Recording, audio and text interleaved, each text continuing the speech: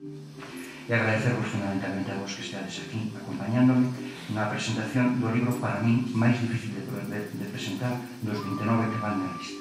Alfonso preparou porque el pensou a ilustración xa con toda a puerta, dixo, ten que ir en azul Prusia. E o filete hai que collelo deste tono de aquí que ten que ser o título do libro. Respetaronlle todas as acotacións que Alfonso fixo, e Alfonso quedou moi contento. Dedicarle o bo que podamos facer deste acto hoxe a 3 persoas que nos deixaron nos últimos días.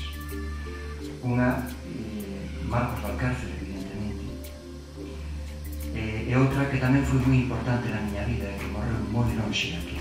De alguma maneira, se estou aquí sentado hoxe, o mellor é porque en algún momento vi con esta persoa, con Xosé Manuel Blanco Gil, director de teatro, que alá no ano 72 accedeu a que eu entrase neste ano 70, naquele grupo de teatro mítico da cidade, e que para min foi unha experiencia fantástica estar aquí en París, na Alfonso Álvarez.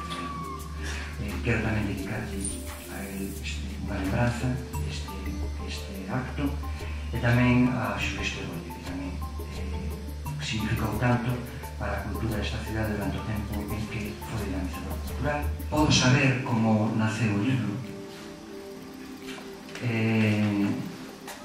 No outono, no mes de outubro de 2008, eu, por causa do traballo, tío en que dormir en Lira, porque tiñamos unha reunión en Muros pola mañana, eu despertei só na casa de Lira e de repente descubrín que unha sombra dentro de min tentaba ocupar un espacio íntimo, un espacio para min era inocente, un espacio que eu nunca pensei que pudera verse alterado ni manchado con sombra ninguna. Antes do almorzo. Podes bater na noite con puños aceirados, sentir a dor do ombreiro como a cristal que espanta, rabuñar na memoria dos días esquecidos, construir un durísimo despertar, deseixo ou de vinganza.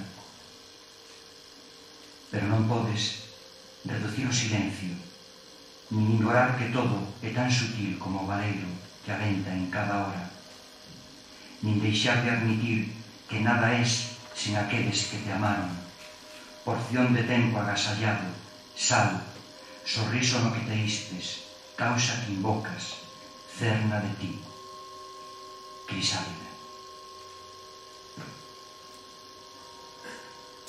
Viu nadar as movellas onde as ondas desertan na fronteira da escuma, tempo alado citándose no frío.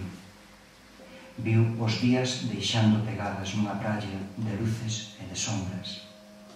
Soubo do vento que esvaece a memoria, da altura do silencio, da ternura dos homes, e comprendeu entón a dimensión